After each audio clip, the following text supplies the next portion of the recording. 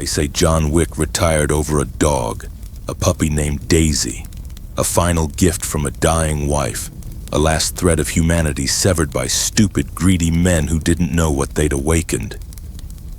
But that's not where John's story begins. That's where it ended. This is about what came before. Before Helen. Before the impossible task. Before he earned the right to even dream of walking away. This is about the night John Wick learned the price of every bullet. John Wick wasn't born, he was forged. The Ruska Roma found him as a boy. No family, no name, no past worth remembering. They gave him purpose, training, a role in the great machinery of our world. By 20, he'd become something the underworld whispered about in the dark corners of Continental hotels. Not the Baba Yaga yet, not the boogeyman.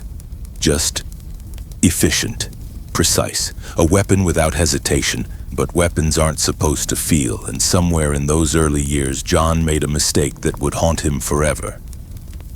He became friends with someone, Viktor Petrov, older, wiser, a sniper who could thread a bullet through a keyhole at 800 yards. Viktor had survived things that would break lesser men, and he saw something in young John. Something worth protecting. They worked together for 3 years, Budapest, Berlin, that mess in Caracas that nobody talks about. Viktor taught John the difference between killing and murder, between being a weapon and being a man who happened to be very good at violence. Every bullet has a cost, John, Viktor told him once, cleaning weapons in a Prague hotel room. Not the brass and lead, the real cost. What it takes from you each time you pull that trigger. You pay now or you pay later, but you always pay. John was young, arrogant, hungry to prove himself. "I'll pay later," he'd said. Viktor just smiled, sad, knowing. Everyone does. The contract came down from the high table directly. A name, a face, a timeline. Sofia Al-Azwar. Sofia ran operations in Casablanca, managed the Continental there, commanded loyalty through respect rather than fear. She was untouchable, protected, one of ours.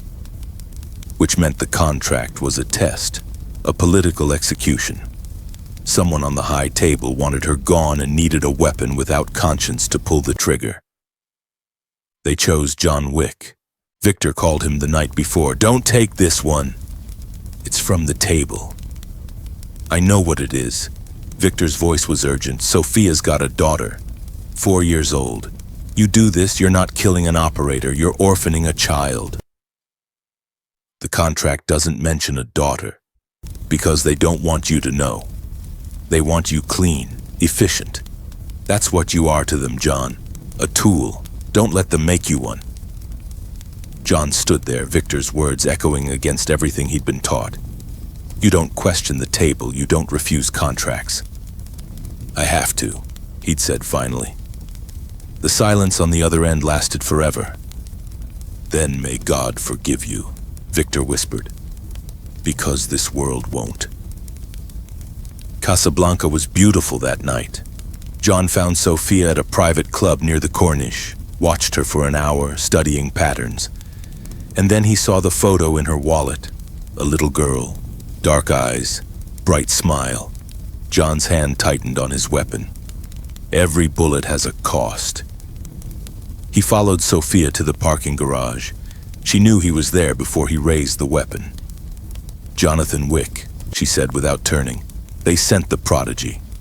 It's not personal." "It never is." She turned slowly. "You know why they want me dead, John? Because I asked questions, because I still have a conscience." Her eyes found his. "How much longer until you lose yours?" John's weapon didn't waver, but his finger hesitated. "Please," Sofia's voice cracked. "I have a daughter. She's 4. She's innocent." The shot echoed through concrete and steel. Sofia dropped, red spreading across silk. John stood there, smoking gun in hand, waiting for the satisfaction. The sense that he'd done his duty. It never came. Instead, something cracked inside his chest. Some small, essential piece of his humanity breaking off and falling into darkness. He'd just orphaned a 4-year-old girl. For orders, for approval. For a seat at a table that would never see him as anything more than a weapon. You pay now or you pay later, but you always pay. For 2 years, John worked without stopping, without thinking, trying to bury Sophia's last words under an avalanche of completed contracts, trying to drown that cracked piece of his soul in blood and purpose. Victor stopped calling. Then one night in Rome, John's phone rang. "Hello, Jonathan." "Sophia's alive?" John breathed. "Barely. You hit my vest, not my heart. I played dead long enough for you to leave. Then I disappeared, took my daughter and vanished." A pause. "But now you need to disappear too. The high table knows I survived. They know someone tipped me off, gave me armor, taught me how to fake a kill shot. They know it was Victor." Ice flooded John's veins. "No. They've issued a marker. Vigo Tarasov's holding it.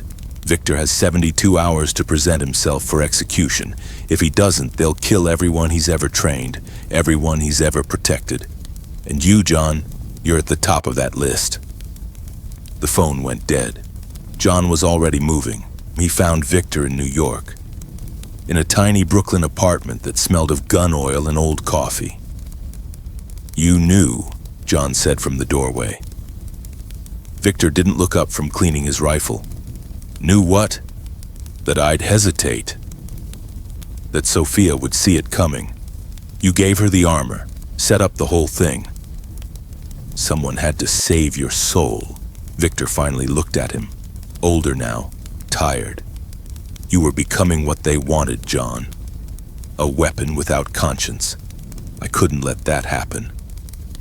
"They're going to kill you." "I know. And you did it anyway." Victor stood, faced the man he'd raised like a son. "Every bullet has a cost, John. This is mine. I saved Sophia. I saved her daughter. I saved you from becoming something you'd never come back from." He smiled. "That's a price I'll pay." John's throat tightened. "I won't let them take you." "You don't have a choice. The marker's already called. By tomorrow night, there'll be 200 shooters in this city with my face memorized." Victor's hand found John's shoulder. "But you still have time. Walk away. Find something worth living for instead of just things worth killing for." John tried.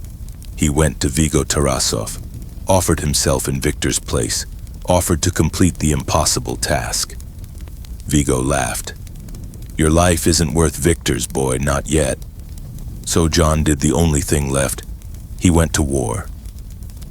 For 3 days and 3 nights, John Wick became a force of nature. He hunted every shooter Vigo sent, every assassin who came for Victor. He moved through New York like death incarnate, leaving bodies in his wake. The Continental went on alert. The underworld held its breath. And somewhere in that carnage, somewhere in that desperate, bloody defense of the only person who'd ever treated him like he mattered, John Wick became the boogeyman. But even the boogeyman can't be everywhere at once. On the 3rd night, while John was eliminating a team in Queens, Vigo's best sniper found Victor in Brooklyn. John got there 17 minutes too late.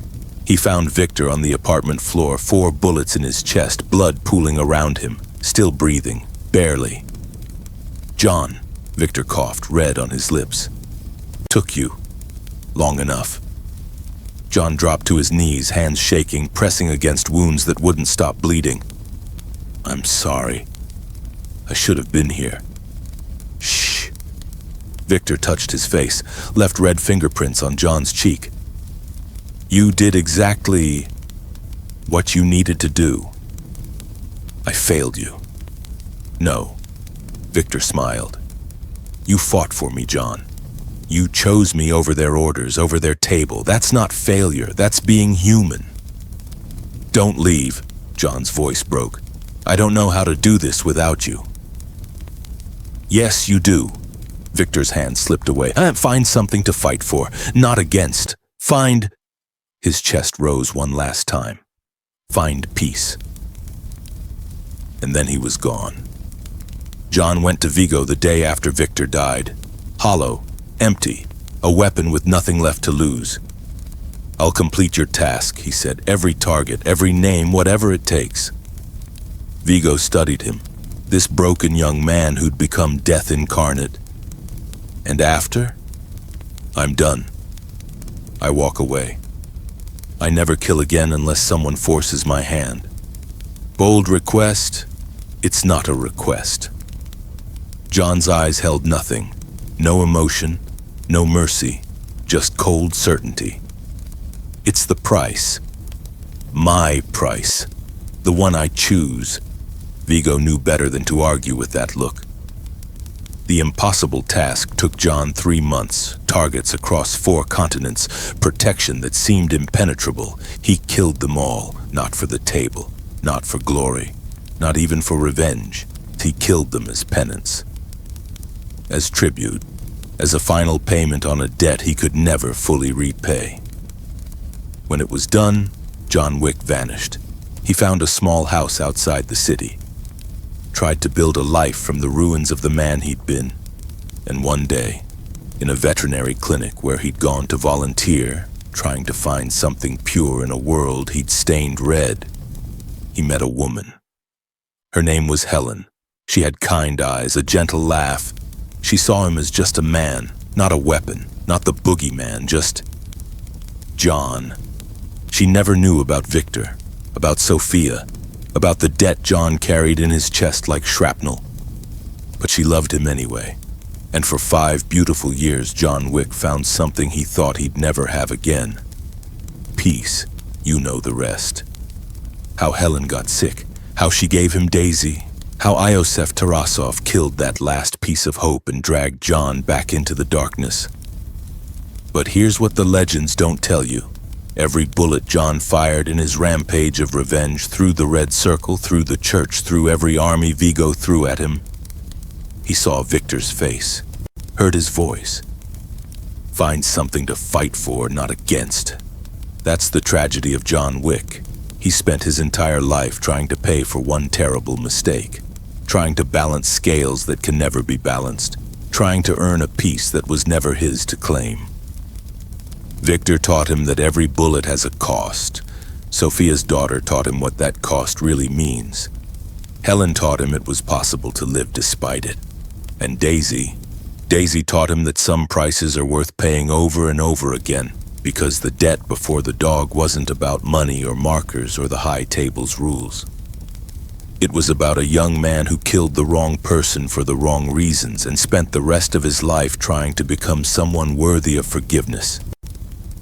They say John Wick is the boogeyman, Baba Yaga, the man you send to kill the boogeyman.